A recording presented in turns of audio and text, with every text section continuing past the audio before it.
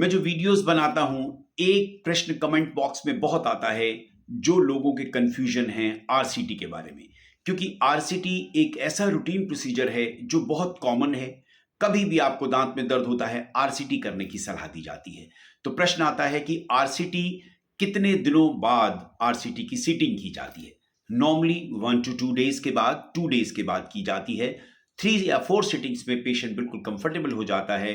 3 sitting के बाद patient भी देखते हैं कि अगर दर्द नहीं है, कोई तकलीफ नहीं है, तो उसको ऑब्चुरेट कर दिया जाता है।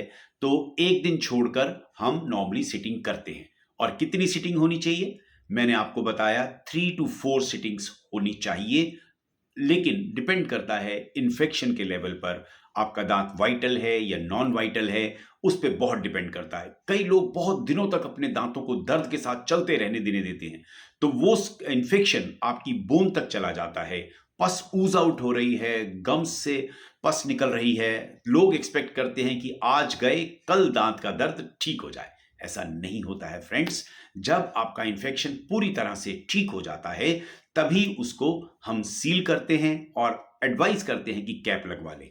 यूं तो आजकल चलन सिंगल सिटिंग का भी है, पर जब बहुत ज्यादा इन्फेक्शन है, दांत बहुत ज्यादा खराब हो चुका है, तो आई नॉट एडवाइज कि आप सिंगल सिटिंग में उसको कंप्लीट कराएं।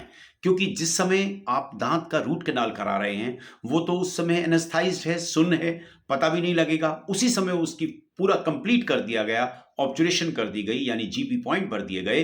तो आपको बाद में अगर दर्द हुआ तो सारा प्रोसेस दोबारा करना पड़ेगा। और दर्द में ऑलरेडी आप हैं, उसको जीपी पॉइंट्स को निकालना अपने आप में एक मुश्किल पैदा कर सकता है। सो हम लोग पूछते हैं कितने दिनों में पूरा आराम आ जाएगा। फ्रेंड्स, ये डिपेंड करता है कि आपकी किस प्रोसीजर के साथ रूट कैनाल की गई। फर्स्ट सिटिंग के अंदर ही सारी डेब्रीज और सारा इन्फेक्शन क्लियर कर दिया गया, कैनाल्स अच्छे से प्रिपेयर कर दी गई, तो नेचुरली 3 या 4 दिन में आराम बिल्कुल कंप्लीट आ जाता है। और वैसे तो आराम फर्स्ट सिटिंग के बाद ही आ जाता है और दर्द बिल्कुल कम होना शुरू हो जाता है। रूट कैनाल करने का मतलब यही होना चाहिए, क्योंकि आपने कैनाल्स प्रिपेयर कर दी, अच्छे से उसको एनलार्जमेंट कर दिया, ब्रोचेस से उसकी सफाई कर दी, अच्छे अच्छे मेडिकेशन से और बायोमैकेनिकल प्रोसेस से आपने उसको क्लीन कर दिया। और बाकी साथ में बैकअप के लिए आपने मेडिसिन भी दे दी, एंटीबायोटिक्स भी दे दी, एनाल्जेसिक्स भी दे दिए। बहुत ज़्यादा पेन होता है, लोग कैट्रोल खा लेते हैं, यूँ तो अपने आप ही खा लेते हैं, लेकिन दी जाती है एज ए बैकअप के लिए, तो उसकी ज़रूरत नहीं पड़ती, तो वो ठीक हो जाता है। और एक हफ्ते के अंदर नॉर्मली बिल्कुल आराम आ जाना चाहिए, क्योंकि हमने ऑल्टरनेट डेज पे सिटिंग करी है और उसके एक हफ्ते में आराम आ जाता है। और लोगों का एक प्रश्न और आता है कि सेकंड सिटिंग में क्यों पेन होता है। फ्रेंड्स, पहली सिटिंग में तो आपको एनेस्थीसिया दिया गया है, आपको पता ही नहीं लगेगा हम क्या कर रहे हैं और क्या नहीं कर रहे। हाँ, किसी किसी को एनेस्थीसिया करने के बाद भी पेन होता है। वो इसलिए होता है कि जो लोकल एनेस्थीसिया देने के पैरामीटर्स हैं ठीक से फॉलो नहीं किए गए, या प्रॉक्सिमिटी में आपका इंजेक्शन नहीं लगा। नर्व के बिल्कुल पास में अगर इंजेक्शन लगाया है तो आपका दांत बिल्कुल अच्छे से एनेस्थाइज होगा, सुन्न होगा। ध्यान रहे, नर्व के अंदर डेंटिस्ट को देखना होता है कि नहीं लगे, क्योंकि वो पेरिस्थाइज हो सकता है। सो सेकेंड सिटिंग में बिल्कुल हम एनेस्थीसिया नहीं देते हैं। कई पेशेंट चाहते हैं कि मुझे एनेस्थीसिया दो तब काम करिए, लेकिन एडवाइजेबल है कि सेकेंड सिटिंग में हम एनेस्थीसिया नहीं देते।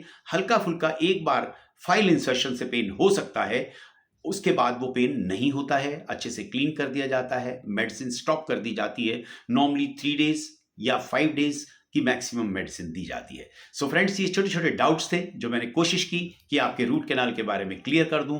और फिर भी आपके कोई प्रश्न रहते हैं, मेरा नीचे व्हाट्सएप नंबर दिया होता है, आप व्हाट्सएप पे मेरे को क्वेरीज करें। हो सकता है मैं सारी कॉल्स ना अटेंड कर पाऊं, लेकिन आपके प्रश्नों का जवाब मैं देने की कोशिश जरूर करूंगा।